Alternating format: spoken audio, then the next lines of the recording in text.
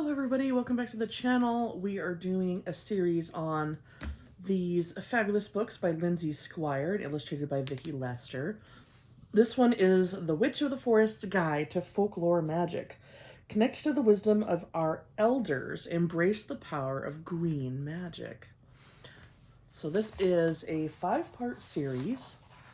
The first, I don't know what order they actually published these in, but I wanted to show you because every one of these books has something special inside.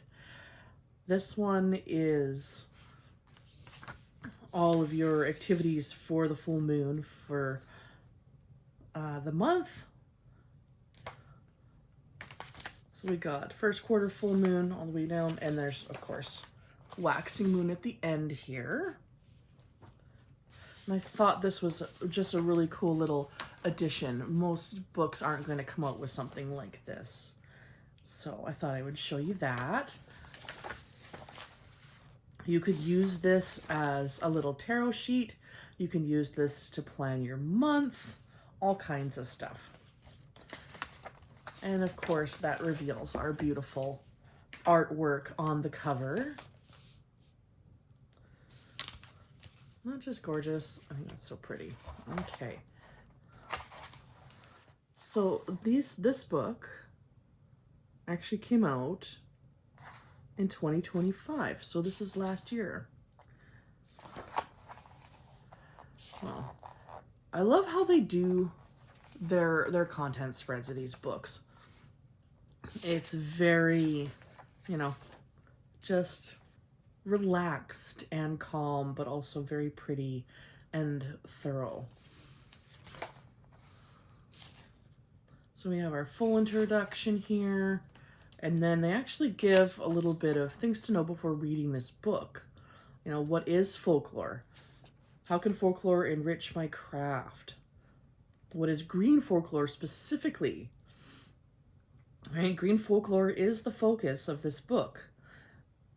Is the stories and legends associated with herbs, flowers, and trees from many different cultures that have been passed down by word of mouth. So this is practical folk herbalism. Tea. We love to spill the tea, of course. Infusions. And I love how every bit has art and focal points and things to look at. There's just so much in here. It's hard to go through it all in a 10-minute video, but they actually have, there's a lot of definitions in here so that when you are looking up, what is a poultice, for example, what's it all about? How does it work? Right? And then we get into the herbs. Now the herbs, oh my goodness. So they actually have an affirmation deck that's all flowers and herbs, and I have a video of that up as well. It's the floral affirmation deck, and a lot of these are in here. So I think that's cool. These could actually work together a little bit, I think. What? All of the things for basil. Your medical properties, magical abilities, its elements, its zodiac signs, its planets, and all of its folk names, which is handy because there's so many folk names for each herb.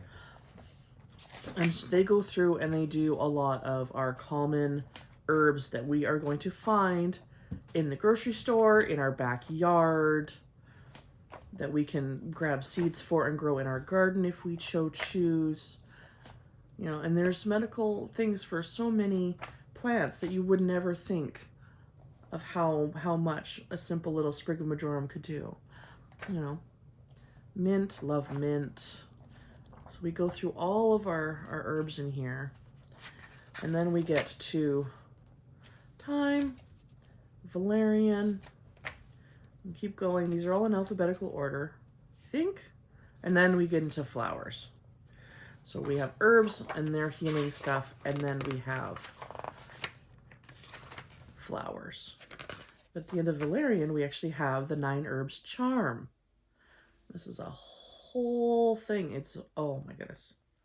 So much in here. This beautiful poem. And this beautiful recipe. And then we have our flowers. So carnation, of course, daffodils, daisies, dandelion. So much to dandelion. Oh, you'd be amazed at how much we could do with dandelion. Jasmine, primrose, roses, of course. And then we get into trees.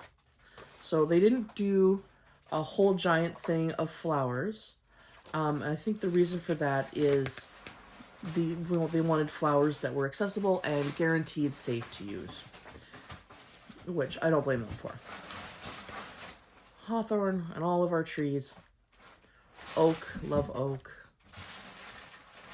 And then the baneful herbs. Okay, so there is a disclaimer here, important to read. It is of the utmost importance that you do not consume or handle baneful herbs in any way. Even as the smallest amounts can cause a great amount of pain and death, even touching them without gloves can cause serious skin reactions or even poisoning, as some of the toxins can enter the body through the skin. Some of these herbs may be prescribed by professionally trained medical herbalists, but are not safe to experiment with in any way. Right? Very, very important. And of course, we hear the references to these herbs in a lot of things. So being able to read their folklore and their history is actually pretty cool. Sorry, my cats are playing in their crinkle box. So every time I get a package with crinkle paper, it goes in a giant Amazon box. And maybe I'll do a little reel of Violet playing in there later. But it's full of crinkly paper, and it is one of their favorite toys ever. So I can't get rid of it because they consistently love it. So we will get crinkly noises in our videos. But we can forgive them because they're kitties. So hemlock, mandrake, monk's hood, okay. And then we have our conclusion and all of our cited works. So they actually referred to a lot of books to put this together. And this is all books that are published and out that you can find if you want to read more. And they actually have a further reading list. So you can actually go through and find some of these books and read more. And then we have our nice full index, alphabeticalized, all that good stuff, and some acknowledgements in the back. So this is a really nice book. I really like it. I'm happy to have it in my collection now. Just reading the folklore of some of these herbs, I think, is just fascinating. Some of it's just really, really neat.